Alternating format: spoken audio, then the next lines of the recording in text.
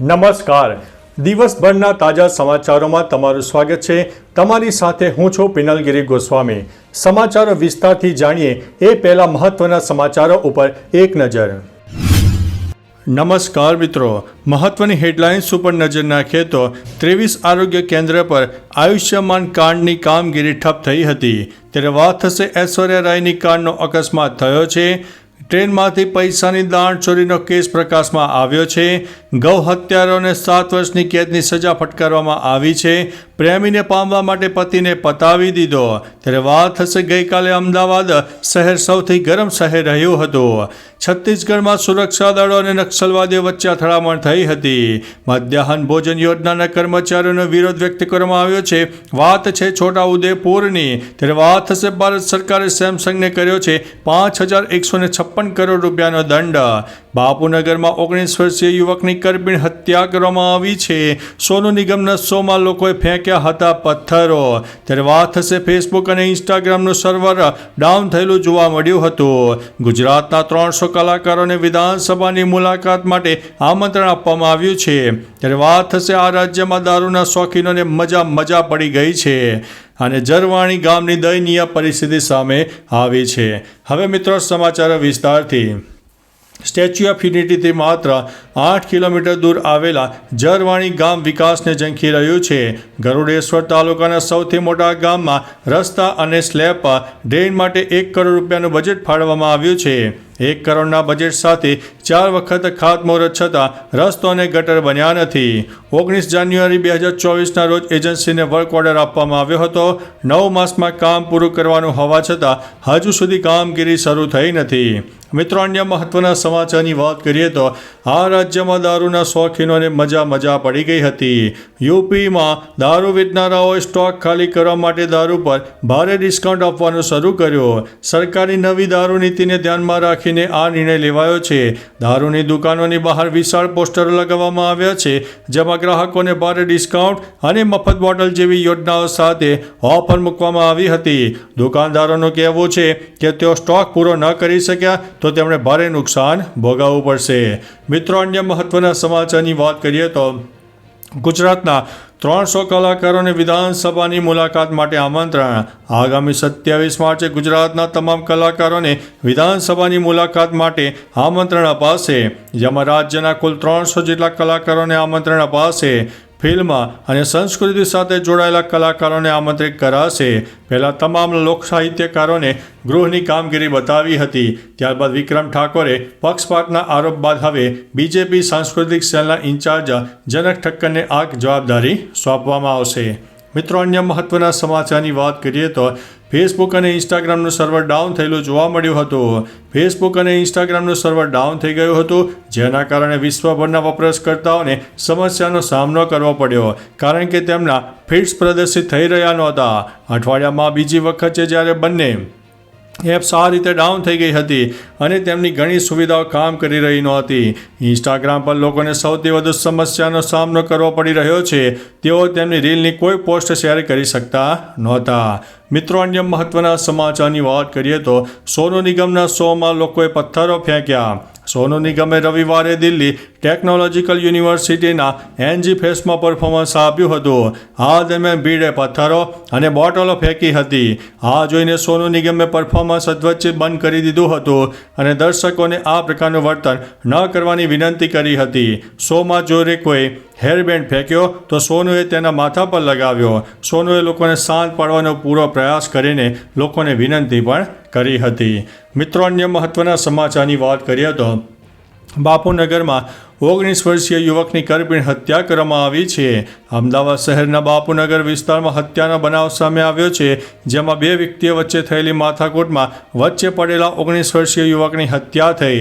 હત્યાને લઈને મૃતકના પરિવારજનોએ સ્થાનિક પોલીસ પર નિષ્ક્રિયતાના આરોપો લગાવ્યા છે. જોકે સ્થાનિક બાપુનગર પોલીસે ગણતરીના કલાકોમાં ગુનામાં સામેલ 4 આરોપીઓને ઝડપી પાડ્યા છે. મિત્રો, અન્ય મહત્વના સમાચારની વાત કરીએ તો ભારત સરકારે સેમસંગને કર્યો છે 5,156 કરોડ રૂપિયાનો દંડ. ભારત દ્વારા સેમસંગ ઇન્ડિયાને હાલમાં જ $601 મિલિયન એટલે કે અંદાજિત 5,156 કરોડ રૂપિયાનો દંડ ફટકારવામાં આવ્યો છે. દક્ષિણ કોરિયાની કંપની દ્વારા ટેલિકોમ ઇક્વિપમેન્ટના ઇમ્પોર્ટમાં ગરબડો કરવામાં આવવાનો આક્ષેપ છે. ત્યારે છેલ્લા થોડા વર્ષમાં આ સૌથી મોટી ટેક્સની માગ કરવામાં આવી છે. સેમસંગ દ્વારા 2018થી લઈને 2021 સુધી આ માટે એક પણ ડ્યુટી ભરવામાં આવી નથી. મિત્રો, અન્ય મહત્વના સમાચારની વાત કરીએ તો મધ્યાહન ભોજન યોજનાના કર્મચારીઓનો વિરોધ. છોટાઉદેપુરમાં મધ્યાહન ભોજન યોજનાના કર્મચારીઓએ વિરોધ નોંધાવ્યો હતો. પીએમ પોષણ યોજનાના કર્મચારીઓ સેન્ટ્રલાઇટ કિચનના વિરોધમાં મૌન રેલીનું આયોજન કર્યું. કર્મચારીઓ અધિક કલેક્ટરને આવેદનપત્ર સુપ્રત કર્યું હતું. સેન્ટ્રલાઇટ કિચનમાં રાત્રે બનેલું ભોજન બીજે દિવસ સવારે 10 વાગ્યે પીરસવામાં આવશે. બાળકોના સ્વાસ્થ્ય ઉપર વિપરીત અસર થવાની પણ આશંકા છે. મિત્રો, અન્ય મહત્વના સમાચારની વાત કરીએ તો છત્તીસગઢમાં સુરક્ષા દળો અને નક્સલવાદીઓ વચ્ચે અથડામણ. છત્તીસગઢના દંતેવાડા જિલ્લામાં નક્સલવાદીઓ સાથે અથડામણમાં સુરક્ષા દળોએ 3 નક્સલીને ઠાર માર્યા છે. આ ત્રણેય માઓવાદીઓ તેમના ટોપ કમાન્ડર સુધાકર ઉર્ફ મુરલી પણ સામેલ છે, જેના પર 25 લાખ રૂપિયાનું ઇનામ જાહેર કરવામાં આવ્યું હતું. સુરક્ષા કર્મીઓએ ઘટના સ્થળ પરથી ઇન્સાસ રાઇફલ, 303 રાઇફલ સહિત મોટા પ્રમાણમાં વિસ્ફોટકનો જથ્થો જપ્ત કર્યો છે. સુરક્ષા દળો હાલ સર્ચ ઓપરેશન પણ કરી રહ્યા છે. મિત્રો, અન્ય મહત્વના સમાચારની વાત કરીએ તો રાજ્યમાં કાળઝાળ ગરમીનો પ્રારંભ થયો. ગઈકાલની વાત કરીએ તો અમદાવાદ રાજ્યનું સૌથી ગરમ શહેર રહ્યું. અમદાવાદનું તાપમાન 41.5 ડિગ્રીએ પહોંચી ગયું. અમદાવાદમાં બપોરે સમયે આકરી ગરમીનો અનુભવ લોકો કરી રહ્યા હતા. મહત્વનું છે કે રસ્તાઓ પણ સુમસાન જોવા મળ્યા હતા. હવામાન વિભાગે આજથી 3 દિવસ રાજ્યના તાપમાનમાં 2 થી 3 ડિગ્રીનો ઘટાડો થવાની પણ આગાહી કરી છે. મિત્રો, અન્ય મહત્વના સમાચારની વાત કરીએ તો પ્રેમીને પામવા પતિને પતાવી દીધો. છેલ્લા કેટલાક સમયથી લગ્ન સંબંધિત વિચિત્ર કેસ સામે આવી રહ્યા છે. તાજેતરમાં જ ઉત્તર પ્રદેશના મેનપુરીમાં આવો એક કિસ્સો પ્રકાશમાં આવ્યો છે, જ્યાં લગ્નના 15 દિવસમાં જ પ્રેમીને પામવા માટે પતિને મોતને ઘાટ ઉતારી દીધો. જે બાદ મૃતકના ભાઈએ સહારા પોલીસ સ્ટેશનમાં અજાણ્યા લોકો વિરુદ્ધ હત્યાનો કેસ દાખલ કર્યો, જેમાં પોલીસે મર્ડર કેસની તપાસ પણ શરૂ કરી છે. મિત્રો, અન્ય મહત્વના સમાચારની વાત કરીએ તો ગૌ હત્યારાઓને 7 વર્ષની કેદની સજા. ગુજરાત રાજ્યમાં ગૌ હત્યાના કેસમાં સૌથી મોટો ચુકાદો સામે આવ્યો, જેમાં ગૌ હત્યાના કેસમાં સિટી સિવિલ એન્ડ સેશન કોર્ટે ચુકાદો આપ્યો. અગાઉ વર્ષ 2023માં સરદારનગર પોલીસ મથકે પશુ સંરક્ષણ અધિનિયમ 1954 તેમજ the prevention of cruelty animal એક્ટની કલમ અંતર્ગત ગુનો નોંધાયો હતો. હવે કોર્ટે 2 આરોપીઓને ગૌ હત્યાના કેસમાં 7 વર્ષની સજા સંભળાવી છે. આ ઉપરાંત 1 લાખ રૂપિયાનો દંડ પણ ફટકાર્યો છે. મિત્રો, અન્ય મહત્વના સમાચારની વાત કરીએ તો ટ્રેનમાંથી પૈસાની દાણચોરીનો કેસ પ્રકાશમાં આવ્યો છે. કોલમ રેલવે સ્ટેશન પર પૈસાની દાણચોરીનો સનસનાટીભર્યો કેસ પ્રકાશમાં આવ્યો છે.